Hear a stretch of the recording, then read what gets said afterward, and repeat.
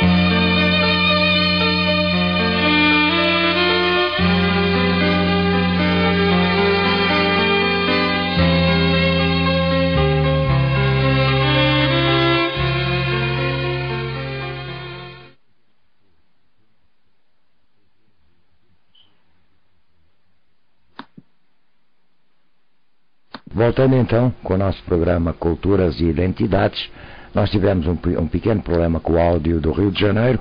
Olá, L'Oreal, tudo bem agora? Olá, Felipe, agora parece que está tudo bem. Nossa, essa nossa internet nos pega cada peça, né? Mas então, professor, hoje nós vamos falar de um tema pouco abordado, a origem do nome Brasil.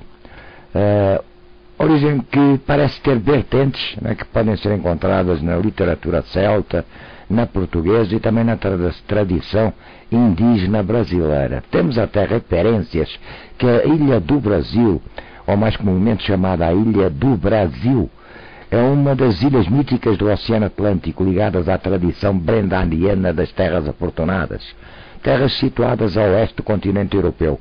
É sobre isso que vamos falar, professor? Exato, Felipe. Então. O Brasil é curioso, né? Porque até hoje dão a entender que o nome do Brasil é um desconhecido, tem uma origem incerta. E, na verdade, isso não é verdade. Sim. Né? O Brasil, nós temos 3 pontos, né, 3 linhas literárias em que a origem do nome pode ser buscada. Agora, por que o Brasil se chama Brasil é uma outra questão, que a gente vai ver talvez ao longo desse programa ou de um outro, porque eu penso que esse assunto é tão interessante que nós poderíamos até fazer também uma segunda versão do programa. Isso. Bom, o Brasil, a incerteza sobre a origem do nome permanece, dizem, né? O Brasil foi nome de ilha, continente, produto comercial, foi obra do demônio, foi ilha encantada, etc. Ou seja, o Brasil teve, o país que a gente hoje chama Brasil, ele teve 10 nomes até estabilizar-se como Brasil. Certo. Que os nomes foram esses?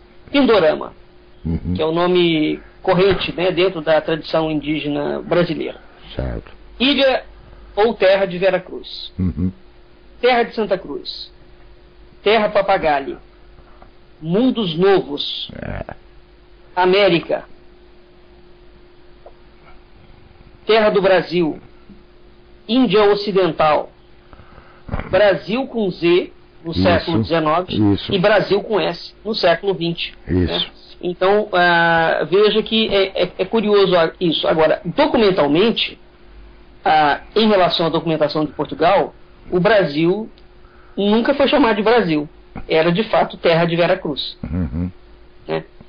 Por que futuramente o nome muda para Brasil? Aí, de fato, a gente encontra alguma correlação com a prática do comércio do pau-brasil em relação a isso. Mas, voltando à sua pergunta, esse nome ele pode ser encontrado na vertente celta? Pode. Embora a Ilha Brasil, todo mundo conhece, os celtas têm ilhas clássicas, né? Ilhas muito famosas. A mais famosa delas, que ficou mais conhecida notadamente por conta do rei Arthur, é a ilha de Avalon. Então, dentro da literatura celta, há 2 ilhas míticas muito famosas situadas no Atlântico. É a ilha de Avalon e a ilha Brasil, chamado de Rai Brasil. Que depois fundaram, se fixou como São Brandão, não é isso? As ilhas de São Brandão. Não, as ilhas de São Brandão são outras ilhas. Mas ela foi incorporada no contexto mais baixo das ilhas míticas, não foi? Ligando ela a tradição atlântica das ilhas de São Brandão, ou não? Essa versão... Pois é, existe uma sobreposição de nomes ou uma anexação do Brasil como sendo a ilha de São Brandão. Não é. Existe separadamente a ilha de São Brandão, inclusive nos mapas de cartografia medieval e renascentista, as 2 ilhas são perfeitamente diferenciadas.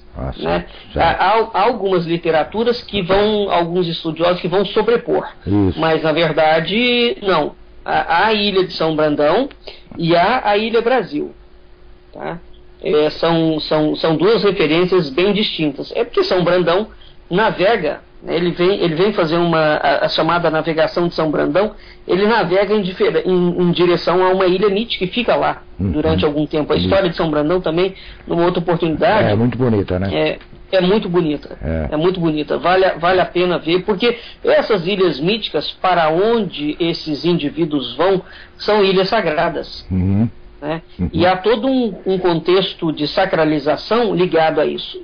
Portanto, ao contrário, notadamente dentro da vertente celta, ao contrário do que se possa pensar, a Ilha Brasil, ela não é uma ilha comum.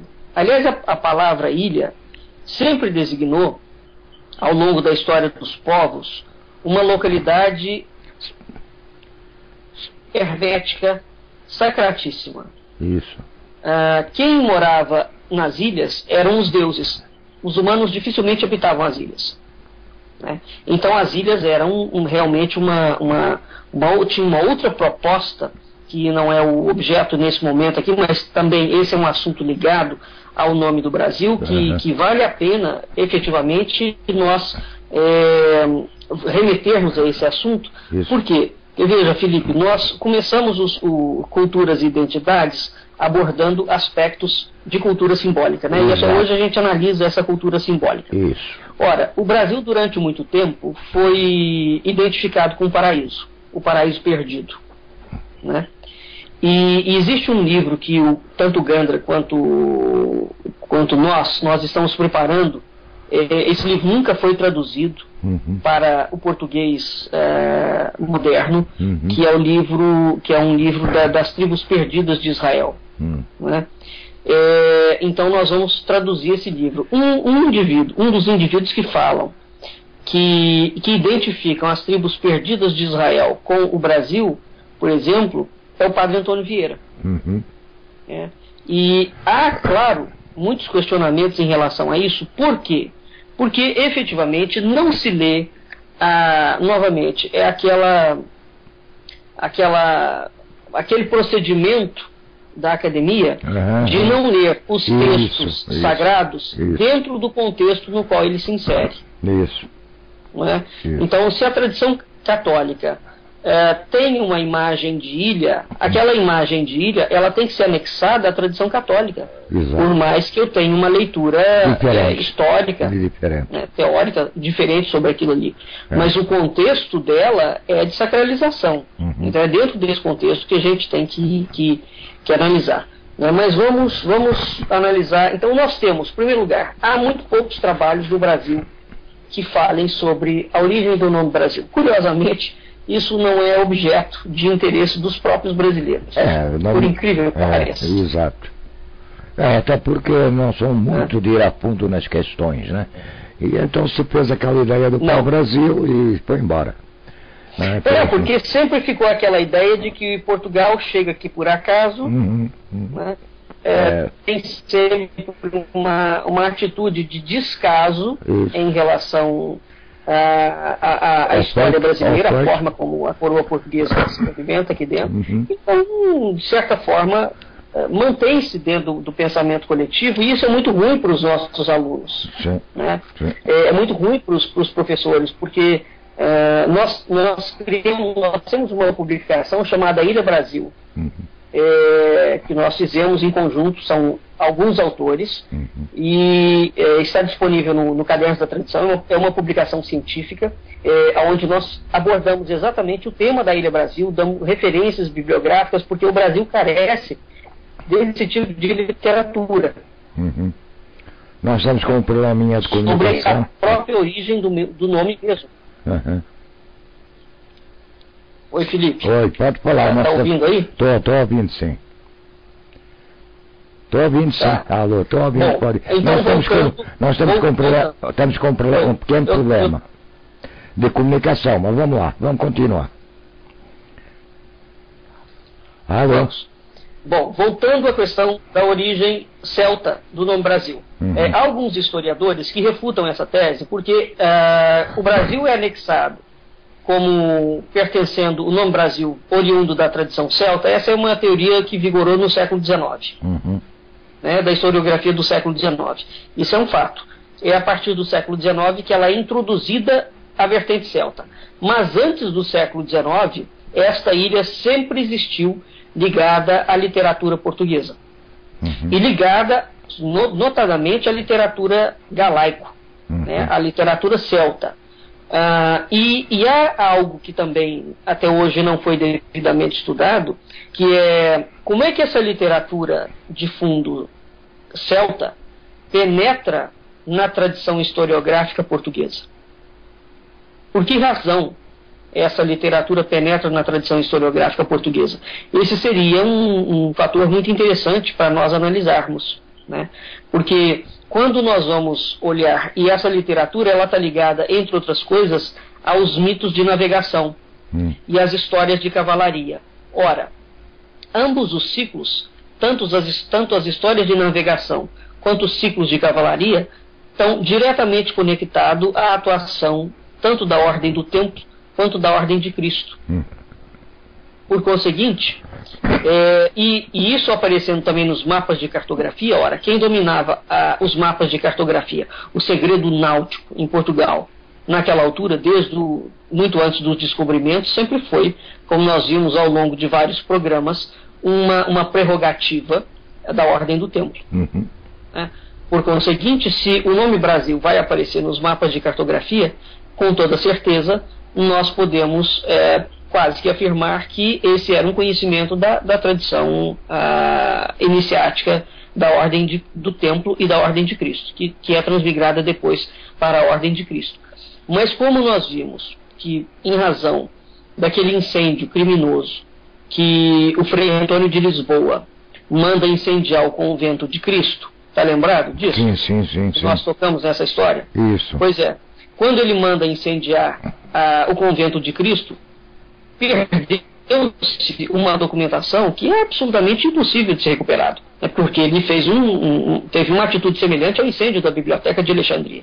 Então, grande parte da documentação templária, e notadamente aquelas documentações, claro, certamente que estavam ligadas ao período posteriormente que vai ser conhecido como o período dos descobrimentos, e o Brasil está no meio disso, né? Certamente se perdeu e não há como recuperar isso aí nunca mais. Né? Então, assim, nós temos que procurar outras vias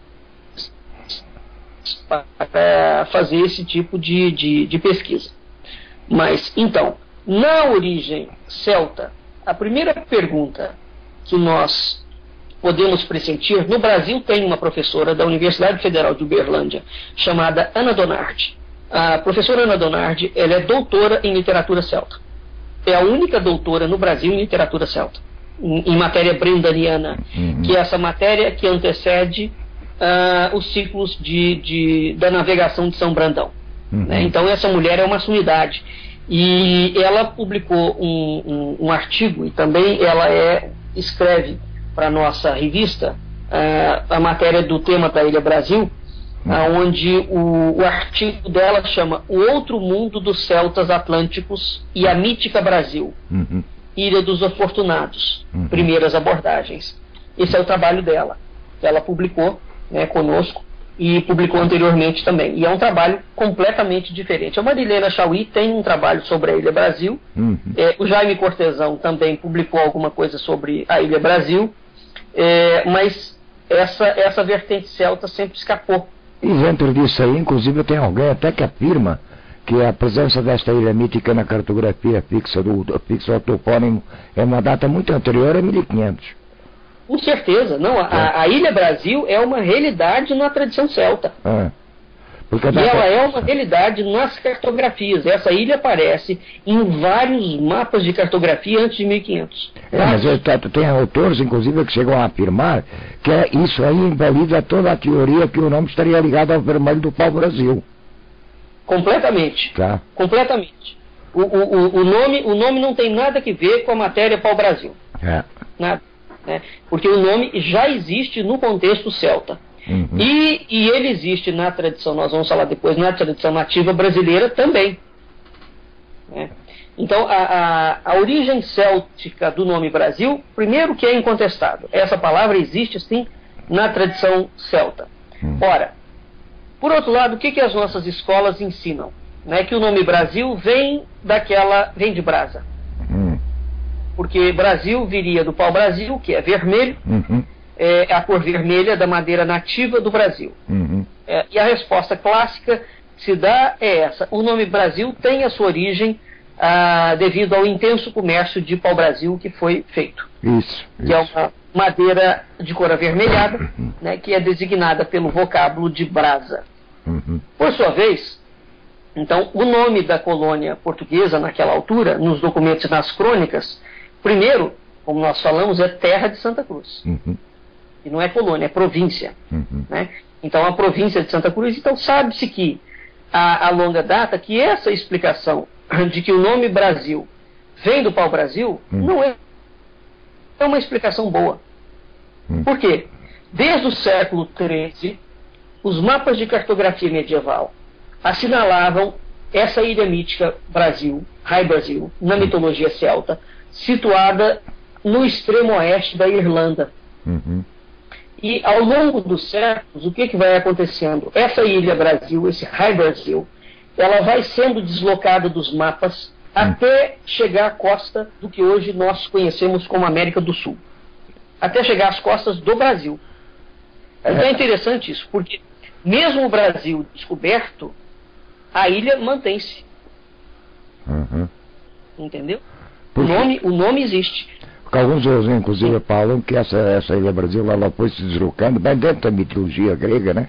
Que ela foi se deslocando para a posição suposta ali, migrou para o oeste, primeiro para os Açores, e onde a atual Ilha Terceira aparece por vezes com essa designação, né?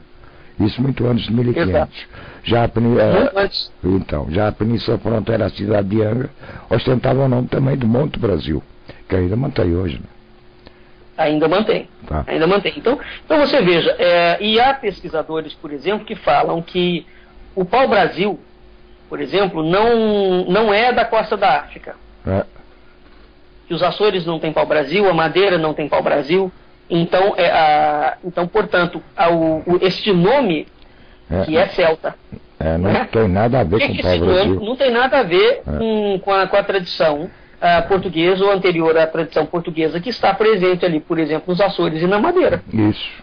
Então, como é que esse nome vai parar ali, se não existe a Madeira? Então, sobre o aspecto da extração, por exemplo, do cultivo do pau-brasil, nessas ilhas do Atlântico, aí situadas na costa da África, há pesquisadores que descartam isso veementemente, porque o pau-brasil não é africano. Então, há várias designações para essa madeira de cor avermelhada, porque os europeus utilizavam sim uma madeira de cor avermelhada. E essa madeira era uma tinta para tecidos, né, e tinha outras utilidades. Isso era o que era explicado para isso e a valorização do pau-brasil, né? Exatamente. Aí nós temos que nos lembrar do seguinte: o vermelho tanto o vermelho quanto o azul são cores nobres na natureza, até hoje, né? Exatamente. Até hoje. E são cores dificílimas de serem feitas. Naquela altura, o vermelho, como é até hoje, é cor da nobreza. Então, evidentemente, se havia um comércio de pau-brasil, se havia essa tinta para tecidos, esses tecidos eram os ricos quem compravam. Não eram os pobres. Né? Porque a cor designa um status, ela designa uma função. Ela é quase que hierárquica nesse aspecto, naquela perspectiva daquela época. Né? Então, os venezianos chamavam de Versino, os franceses chamavam Bois de Pernambuco, né? ou Arbole de Tentureria, os espanhóis. O Jean de Lery fala do Arabutã. Né? Os indígenas brasileiros vão chamar de Ibirapitanga. Né? Os alemães também têm um nome. Né? Entretanto, existe uma situação muito curiosa, porque sabia-se, haviam mais de um pau-brasil ou de uma tinta vermelha que era comerciada na Europa naquela altura. Tanto é que os comerciantes sabiam distinguir exatamente o vermelho autêntico, do pau-brasil autêntico, do vermelho falso, do pau-brasil falso. É interessante isso. E a gente encontra isso em alguns documentos. E qual é o vermelho que nas documentações aparece como sendo o verdadeiro? Eles falavam que é o vermelho do Brasil. O vermelho do pau-brasil. Então havia uma outra madeira, né? E nos cantos de Canterbury, esse é um canto em inglês, esse é um poema em inglês, do Geoffrey Chaucer. Neste poema, especificamente, aparece a palavra Brasil de Portugal. Muito antes de 1500. Engraçado. Em 1300. Então. Muito antes de 1500. Então, isso significa o seguinte: Portugal já comercializava o pau-brasil. A pergunta é: de onde? De onde Portugal tirava isso? Exatamente. Se teoricamente o Brasil não havia sido descoberto. Né? E quem é que operava? Mais do que isso. Porque isso acontece antes, inclusive, de Dom Diniz mandar plantar os famosos pinhais de Leiria. Uhum. Por conseguinte, já existe, obviamente, uma atividade mercantil naval. É claro. Porque se o pau-brasil é chamado dessa forma, pau-brasil de Portugal. Né? Engraçado. Deixa eu ver se eu tenho aqui, eu devo ter aqui o poema, parte do poema que eu vou ler para os nossos ouvintes, para eles verem que é incontestável isso. Achei aqui. Esse poema, esse é um texto da Idade Média de 1387. Chama Os Contos de Canterbury, tá? Do Chaucer, Geoffrey Chaucer. No Conto do Padre da Feira, os Contos de Canterbury são vários contos, né? Uhum. Especificamente nesse conto, chama Conto do Padre da Freira, aparece o seguinte, abre aspas: mas, verdade, se não fosse clérigo, eu juro, seria um comedor de galinha dos bons. Pois se tivesse desejo, como podia ter tido, e quisesse galinhas, seria fácil encontrá-las. E muito mais que 7 vezes 17. Vejam os músculos deste nobre sacerdote. Que forte nuca e que esplêndido tórax. Ele tem um fogo de gavião feroz nos olhos. E de certo, não tem necessidade de tingir suas bochechas com o Brasil de Portugal. Pois é. Certo? Pois é. Você vê que é a tinta, né? Ele não tem necessidade de tingir suas bochechas com o Brasil de Portugal. Uhum. Ora, esse canto é de 1387. Como é que se explica uma situação dessa? Porque aqui está claramente anunciado, né? Primeiro, duas coisas extremamente complexas. O pau-brasil, né? Essa madeira, essa que produzia a tinta, anexada a Portugal. Porque o artigo aqui é incontornável. Brasil de Portugal. Então, Portugal já... A questão é, de onde estava vindo isso? Porque nem naquela altura, por exemplo, a gente não tinha nem um comércio muito intenso, que depois vai dar origem ao Tratado de Alcáçovas Toledo. Uhum. E Portugal também não está na costa da África. Não é? Portugal não chegou às Índias. Não. E não chegou ao Brasil, então de onde que Portugal está arrancando esse pau-brasil? Será que não tem alguma coisa a ver com esse deslocamento paulado no misticismo? De que essas ilhas se deslocaram para os Açores e depois que essa ilha do Brasil se deslocou para os Açores e depois posteriormente... Mas aí a ilha... mas aí a ilha que se desloca é uma ilha